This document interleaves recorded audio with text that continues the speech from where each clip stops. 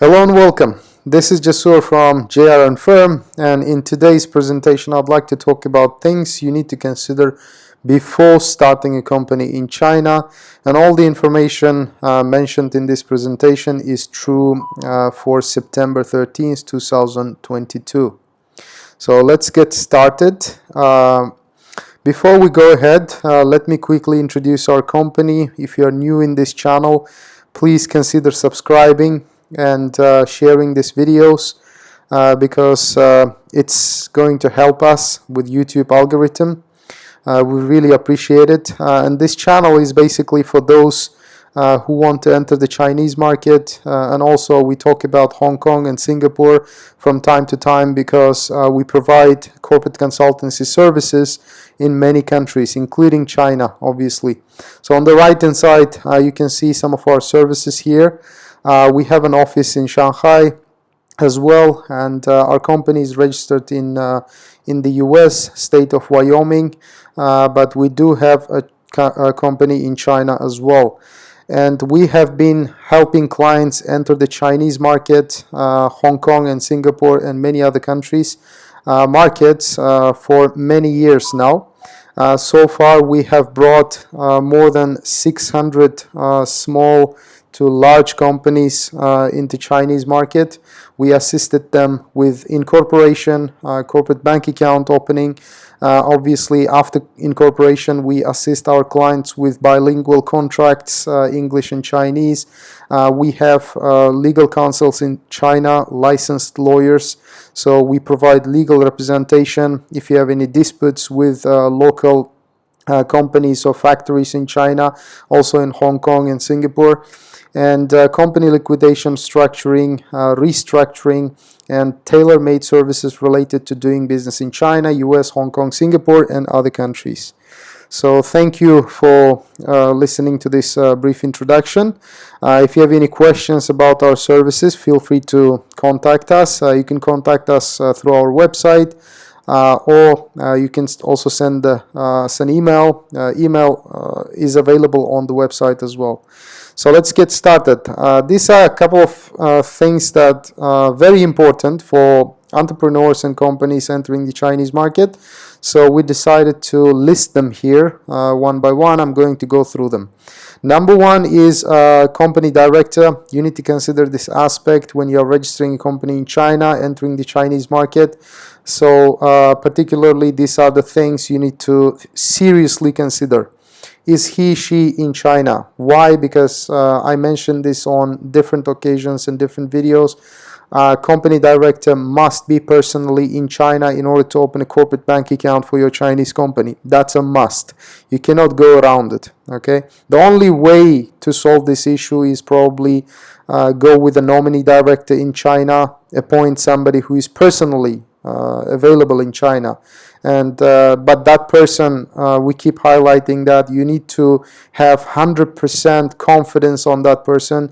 You need to trust them, because in China, nominee director basically is equal to any company director basically. Yes, you can control their actions by an agreement between company shareholders and of course the director. This is nominee director. But still, nominee director has full authority over companies' financials, basically. He or she will have access to company's bank account because, like I mentioned, company director will have to go to the bank in order to open a company bank account. The reason is company's bank account is going to be under company director's name. So that's why you need to make sure, if you are using a nominee director service, that person is trustworthy.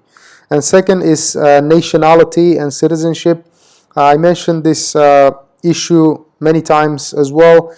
Nationality and citizenship of company director is crucial because, again, banks have some preferences. Some of the nationalities and citizenships, unfortunately, are not accepted by Chinese banks. For example, Afghanistan, Iran, and Syrian nationals, and Cuba, North Korea, and also there are some countries might be under financial sanctions. So if your company director comes from one of these countries that I mentioned, it's going to be very hard or next to impossible to open your company bank account. And of course, clean background.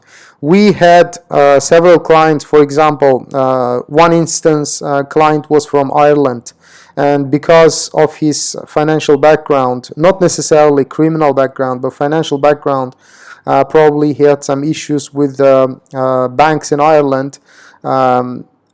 Banks in China did not accept his application because normally they do the necessary due diligence for all the applicants. So due diligence takes around 1 week in China. So when they do that due diligence, you need to be able to demonstrate that your company director's background is clean. Okay, no criminal background or nothing related to financial issues, even very low credit ratings, etc. All of that affects, because banks, as you know, they have access to many databases that normal people do not have. So that's why in our example, for example, we had this client from Ireland, and he could not open a bank account in Bank of China, but we assisted him to open a bank account in ICBC. They accepted him. But then again, there was another client from India. Okay, not necessarily both of these clients. You can see Ireland and India, they are not sanctioned countries, they are not problematic countries. Talking about comparing them to other nationalities, like I mentioned, for example, Afghanistan, Iran, etc. So India and Ireland, they are basically generally accepted, right? But this Indian client could not open a bank account in any of these major banks in China because, again, of his background. The banks ran a background check, and they found his name was connected with money laundering, probably red flagged in some banks outside of China, in India maybe, or in Dubai. So that's why he could not open a bank account. So that's why when you are choosing your company director, you yourself as a shareholder, you need to make sure that person is clean. Okay. Next thing to consider is company supervisor. The same thing. I'm not going to repeat myself again. Company supervisor is one of the required positions in China, along with company director, and he or she should be, first of all, clean in the background, and also nationality and citizenship plays a huge role. If they come from some problematic countries, the banks do not accept. And also, very important part is this number one. If the company supervisor is outside of China, make sure that he or she can send their original passport to China to the company director when company director goes to the bank. This is very important, okay? Because if company supervisor cannot send their original passport, then it will be very hard to open a bank account. Again, we have some solutions in that scenario, but still, having a company supervisor's original passport in China makes the process much easier. If you cannot do that, like I said, we have some solutions. You can get in touch with us. Next thing you need to consider is foreign currency control. Now, when you open a corporate bank account in China, that corporate bank account, online banking, it comes with online banking as well, naturally, but it doesn't give you the opportunity or doesn't give you the functionality to control foreign currency fully. Okay, only partial control is allowed. In here, partial means exchanging foreign currency into RMB. You can do that online, but you cannot freely transfer foreign currency abroad, okay, let alone inside China, because inside China transferring foreign currency is forbidden.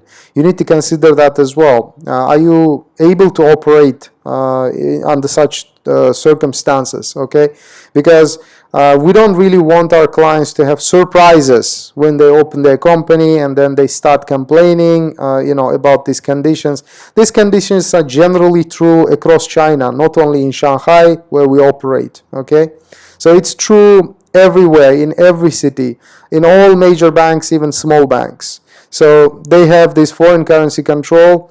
So basically, you can exchange your foreign currency using your online banking normally, and the limit also has to be discussed with the bank, but they They are okay with giving you a $1 million limit, for example, a day. You can exchange that, but transferring foreign currency abroad has to be done in the bank. You need to actually send an accountant with power of attorney, or the accountant that we provide as a part of the company registration package, or company director or supervisor, whoever is like executive in the company, is available in China. He or she need to go to the bank in person.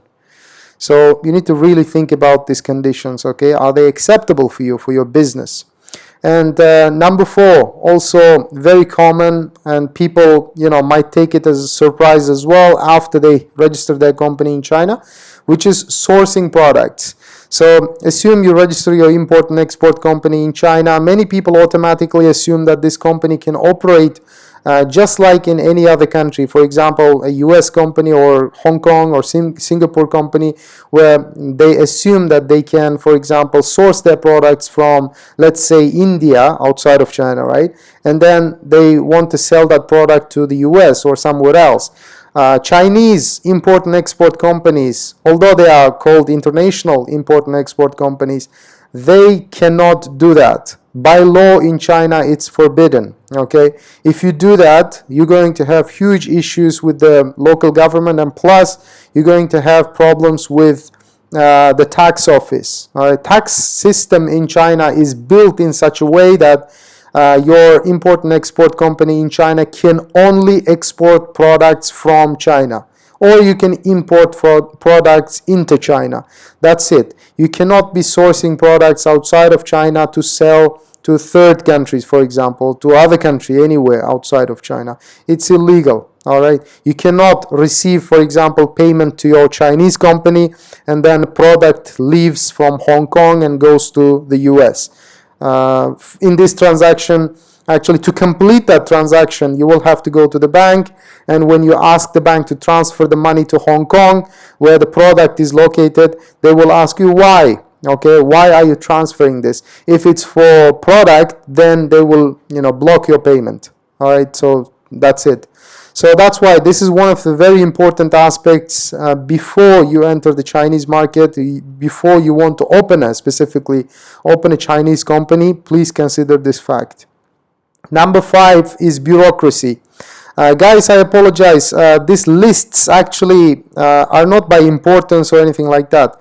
The numbers here, number 5, number 1, etc., they are random. Okay, we just listed the most important aspects you need to consider. Okay, they are not necessarily ordered by importance or anything like that. So just take them as they are. So bureaucracy. It's not a secret actually in China. Paperworks and bureaucracy exist, and not only exist, it's actually really deeply rooted, so to speak. Although China is in the front line in terms of technology, like for example, you can everything is digitized in the government. There are applications for every aspect, every way, okay, every department, for example, but still there are some paperworks which are heavy, okay, compared to some of the developed countries. And you need to be able to accept both ways, okay. In some aspects, they are too digitized. Where we have some clients, for example, they come from even they come from developed countries, but they cannot accept or they cannot adapt to the level of technology in China, because everything is connected to technology. You need to open an account, you need to generate that code, this code, etc., etc. But along with that, simultaneously, there is a paperwork as well. So it's both ways, all right? So clients are expected to be patient with the process, especially with the company formation process. They are very particular about the way they sign documents. For example, I mentioned that they only use black gel pen. They don't accept any other color pens, or they don't accept the ballpoint pens, etc. So in that aspect, it's ridiculous sometimes, very strange.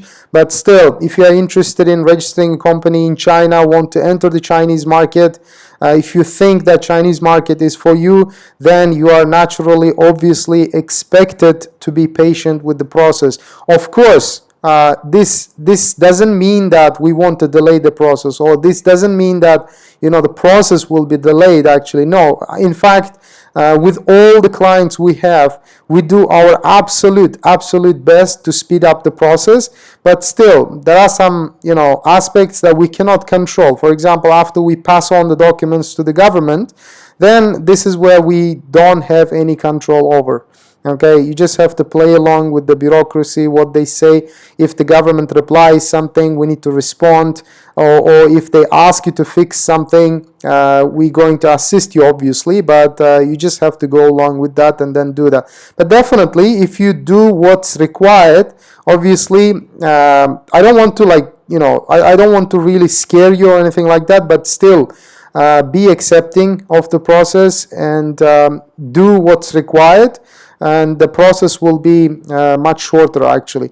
And also, banks might require personal visits. Sometimes, it's not always. Due to the COVID, actually, Chinese banks are becoming very adaptable and actually eliminating a lot of personal contact. So they are asking clients to use postal services instead, or use some applications. But still, for some verification, if the amount of transfer, for example, we're talking about is large, they might require you to go to the bank in person. So you just have to be accepting of these facts. And of course, language. Okay, just like in any other country, it's not true only in China, but any other country which speaks different language than English, you need to be prepared, obviously. Okay, you need to be prepared because naturally, all the government documents, bank documents, tax documents, etc., they're going to be in the local language. So China is not an exception.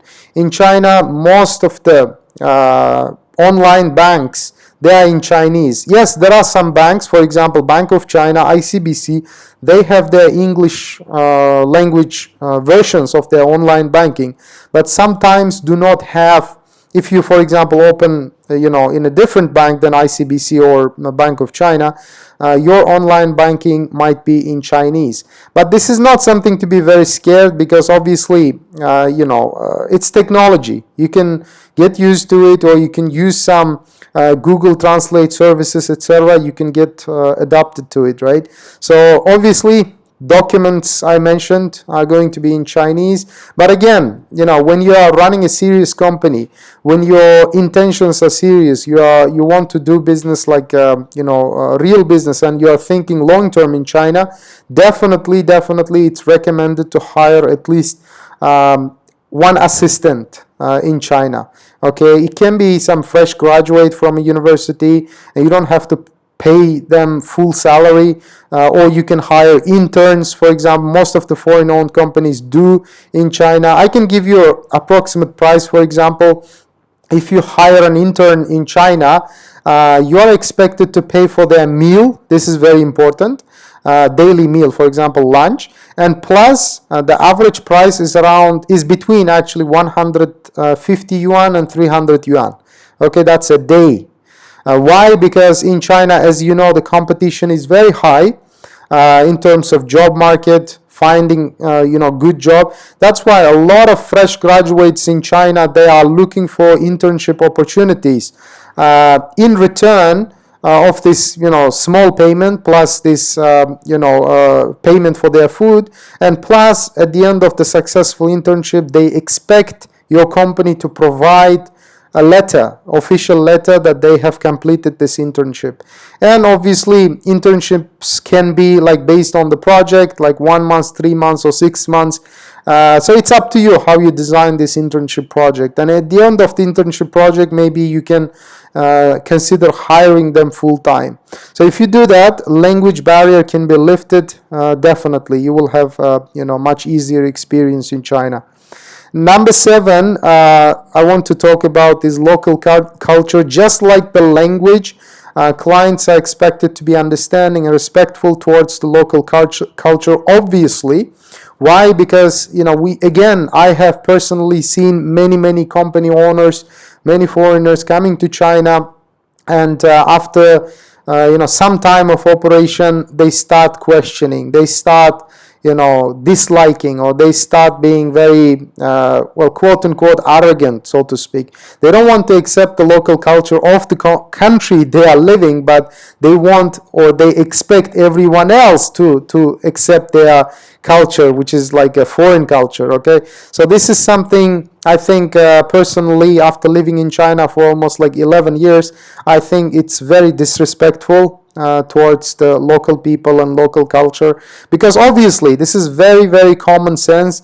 The logic says whenever you go to a foreign country and you want to do business in that foreign country, logically you have to accept the local culture instead of expecting everyone else to accept your culture. So this is crazy. So if you cannot do that, if you cannot think like that, probably a Chinese market is not for you. You have to go somewhere else where there is international culture exists. Maybe globalization is widespread. Okay, so you can consider maybe European Union countries or some Western countries, but in most of the Asian and Southeast Asian countries, even including Japan and Korea, you have to be 100% acceptable of the local culture. Otherwise, you will have a hard time in doing business there, running your company. And also, some people take it as or some people try to portray it as disadvantage. No, it's actually not a disadvantage. I personally come from Uzbekistan, for example. I talked about this before, but I've been living in many countries since I was 18. Okay, that's 2005. I left my country, and in every country I lived in, I tried to adopt. I tried to, learn their culture and language. And especially for the extensive period of time, I've been living in China for more than 11 years now, right? A little bit more than 11 years. Now in here, definitely in China, you have to be very respectful, because first of all, China is not some random small country where you can, get by disrespecting the local culture. And of course, the local laws and punishments in China are much more stricter than probably some smaller countries. So this is some very basic thing, guys. You need to think about it before you go to China. And number 8, it's a different country with different rules, just like the culture. So this is very, very easy and basic fact that people need to accept. Otherwise, they should not go to any country, let alone China. Ask yourself this question, okay? Am I ready to accept this fact? Okay, it's a different country with different rules. Or will I start questioning, I forgot I here, or will I start questioning everything and fight against? Because there are some things that you might not like. There might be some things that you dislike. Might sound very strange, okay? Might seem very strange compared to your own culture. But if you're not that person who, accepts the local culture, local rules, or the way they run things, then probably it's not the place to be. All right. So again, just like the culture, it's a very, very basic thing, obvious thing, but we need to mention it because I've witnessed many foreigners who even considered closing their companies after some time because of this simple fact. They cannot obey the local policies. They start questioning. I understand, you come from very free world. Sometimes I'm talking about the Western countries. You come from absolute democracy, but in China, things are not run like that. Sometimes you just have to be very respectful towards local authorities, for example, or you cannot just go ahead and discuss politics everywhere, etc. But again, think about that. Your purpose here. What is your purpose here? Okay, you need to identify that. Your purpose is here to discuss politics and try to change the country you are living, or is your purpose to run a company and do business, earn money? Which one is it? Okay. Which one is it? If it's politics and stuff like that, you forget about registering company. Right? I always tell to our clients like that who are annoyed, quote unquote, of the local culture, local rules, and they start complaining and stuff like that. Complaining does not solve anything. Just because you complain, the country is not going to change for you. Just because you complain, the visa rules or business rules or the laws or policies are not going to change, because they have developed a system for through many years actually, and it works for them perfectly. China, in a sense, it's a self-sustaining country. It's a 1 billion plus market, okay? There are billions of people actually, in fact, and they have their own alternative of Google or whatever social network you have. They don't really, it's a fact. Yeah, most of these Western websites are blocked. It's not a secret, right? And they have lived without all this foreign influence, foreign websites and stuff like that. Yeah, they have VPNs and stuff. The people use that, but still, we're talking about the majority here. We're talking about the majority of the market. Okay, so when I say it's a self-sustaining market, yes, it's very true, because most of the factories and most of the business people I personally know have not even considered exporting their products outside of China. They are very extremely successful just by selling in the Chinese market. Okay, and it exists, it's true. So that's why you don't have to really, you cannot really go there and try to change the system which works for them perfectly. Right? So forget about it. So that's why it's a different culture, it's a different country with different rules. Just accept it. And the story should end there. That's it. Nothing further than that. If you cannot accept it, probably registering a company, opening a company in China is not for you. Number 9, visa and work permit. We talked about this before many times. Applicants should qualify first of all, and qualification right now in 2022 September, minimum bachelor's degree and from recognized university. A recognized university means that your university should be listed in the UN database, and you should be able to legalize that diploma using Chinese embassy. Okay, if the Chinese embassy does not recognize your university, then it means that your university is not recognized. Okay, so simple as that. Plus 2 years work experience. It's either before your degree or after your degree. And yeah, by the way, you cannot, if you worked in China illegally sometime, because it happens a lot. That's why I need to mention. There are some teachers in China who teach illegally or work for some cafe and restaurants illegally. Illegally means without proper visas, without proper work permit and work visa, okay? So if you did that, you cannot show that experience because it's illegal. If you show that, it's going to be a problem for you. And plus clean background, obviously. Just like in director and supervisor's case, when you're applying for work permit and visa in China, they require you have a clean background. Otherwise, your application will be refused. So consider this aspect. And this is number 10 actually, private office. I keep mentioning this in different videos as well. For visa and work permit, you need to get a private office. This issue is, for example, is something for small businesses to consider. Okay, so when you're a established company and you have a medium-sized company, maybe a large company, maybe this issue is not something that you care much. But for people who are just starting out, single shareholder company, for example, you need to consider this aspect. The average cost is around 1,800 and 2,500 RMB a month. And we are talking about private office. Private means that you have the door, you have the key, you can lock it. Right? We're not talking about the co-working spaces like WeWork, etc., etc.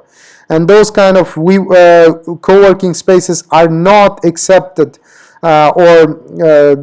you cannot use them for your visa application or work permit application, okay? Because the immigration does not accept them. And this is it. So 10 actually. So let me go ahead and change that. I'm going to, just to make sure we are on the same page. So once again, we have 10 things, very important things to consider for you, okay? Before you enter the Chinese market with your company, or you want to register a company in China. Company director, company supervisor, foreign currency control, sourcing products, bureaucracy, language, culture, and it's a different country with different rules, visa and work permit, and number 10, private office for visa and work permit. Okay, so please think about them. You can, stop the video, take notes, etc., or watch the video again if you need to. And of course, if you have any questions, make sure to visit our website. There's a contact page. There's a frequently asked questions page. Go through them about company formation in China, Hong Kong, Singapore, and the US as well. And our emails, you can send email to either one of these. You can add us on WeChat, WhatsApp, Telegram using this number. If you have any questions, feel free to send. And once again, please consider subscribing to this channel, like the video. It's going to be helpful for us to promote this channel. Of course, it's going to let us, create. It's kind of a motivation, basically. So if you have more interest, more followers, more subscribers on the channel, we're going to create more interesting and to the topic presentations about entering the Chinese market and Chinese laws and policies. So thank you very much once again, and I'm going to see you in the next one.